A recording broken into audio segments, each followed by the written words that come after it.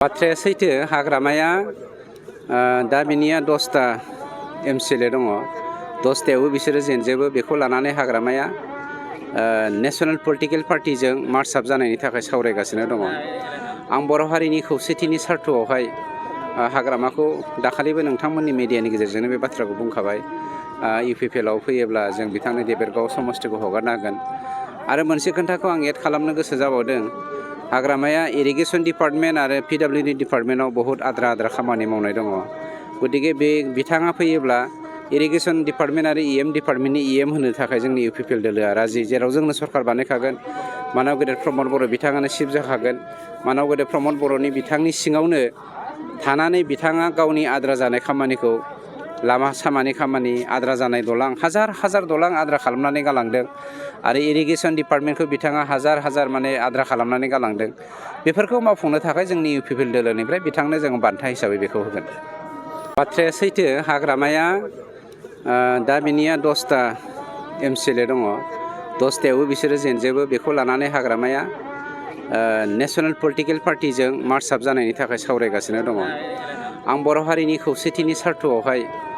हाग्रामाखौ दाखालिबो नोंथांमोननि मिडियानि गेजेरजोंनो बे बाथ्राखौ बुंखाबाय इउपिपिएलआव फैयोब्ला जों बिथांनो देबोरगाव समस्थिखौ हगारना होगोन आरो मोनसे खोथाखौ आं एड खालामनो गोसो जाबावदों हाग्रामाया इरिगेसन डिपार्टमेन्ट आरो पिडब्लिउडि डिपार्टमेन्टआव बहुत आद्रा खामानि मावनाय दङ गतिके बे बिथाङा फैयोब्ला इरिगेसन डिपार्टमेन्ट आरो इएम डिपार्टमेन्टनि इएम होनो थाखाय जोंनि इउपिपिएल दोलोआ राजि जेराव जोंनो सरकार बानायखागोन मानाव गेदेर प्रमद बर' बिथाङानो चिफ जाखागोन मानाव गेदेर प्रमद बर'नि बिथांनि सिङावनो थानानै बिथाङा गावनि आद्रा जानाय खामानिखौ लामा सामानि खामानि आद्रा जानाय दलां हाजार दलां आद्रा खालामनानै गालांदों आरो इरिगेसन डिपार्टमेन्टखौ बिथाङा हाजार माने आद्रा खालामनानै गालांदों बेफोरखौ मावफुंनो थाखाय जोंनि इउपिपिएल दोलोनिफ्राय बिथांनो जों बान्था हिसाबै बेखौ होगोन नोंथाङा रेलवे आसाम पुलिस बेंक टेट बायदि सरकारि साख्रि मावनो गोसो दं नामा एबा नोंथाङा बेफोर बायदि साख्रिनि थाखाय थियारि खालामगासिनो दं नामा नोंथाङा railway Assam police banking SSC Assam direct recruitment TET बायदिनि आनजादखौ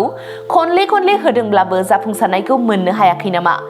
जुदि नोंथाङा railway Assam police banking SSC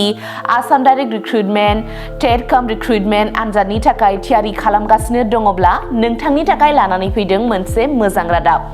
last year से प्रिपरेशन स्टार्ट किया बट कोचिंग ज्वाइन करने के बाद ही मेरा एग्जाम क्लियर हुआ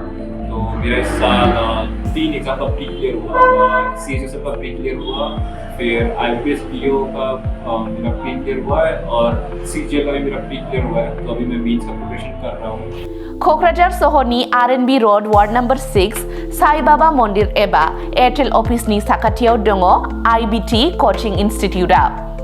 आईबीटी कचिं इनस्टिट्यूटआव banking SSC railways defence TET आरो गुबुन सरकारि साख्रिफोरनि आनजादनि कचिं होनाय जायो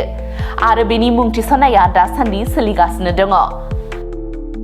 नाजानाय मेथ्सफोराव उइकफोर ओमफ्राय दा बाहायनायानो एसे थाबसिन जाबाय आरो बाहाय सीए क्लासबो जायो माने सामफ्राम कारेन्ट एफेयारफोर जानाय माबा मा जानाय जिउ मा जानाय बेखौ मोनगोन ओमफ्राय रिजनिंफोर इंग्लिश क्लास जाजोबो गासैबो मेरा क्वांट में एक्चुअली खराब था इसलिए मेरा ज़्यादातर एग्जाम में क्वालिफाई नहीं कर पा रहा था और कॉन्फिडेंट भी नहीं था जब से मैंने ज्वाइन किया है तब से मैंने क्वांट पे एक्चुअली अभी मैं क्वांट पे अच्छा हूँ और कर भी पा रहा हूँ तो अभी कॉन्फिडेंट भी हूँ और फैकल्टीज भी बहुत अच्छे हेल्प करते हैं बहुत आईबीटी कचिं इनस्टिट्यूटआव मुं थिसननायनि गोबां मुलाम्फाफोरखौ नोंथाङा मोननो हागोन जेरै लो course fees specially daily current affairs classes lifetime membership card weekly 5 to 6 days classes, comprehensive study materials, regular online and offline mock test, Make My Exam app, flexible class timings, doubt clearing session. बेफोर गासै सुबिदाफोरखौ नोंथाङा IBT coaching इनस्टिट्यूटआव मोननो हागोन अब्ला थाबैनो मुं थिसनदो आबुङै मिथिनो थाखाय 9387277188 एबा 910132584 आव सोलोंनो हागोन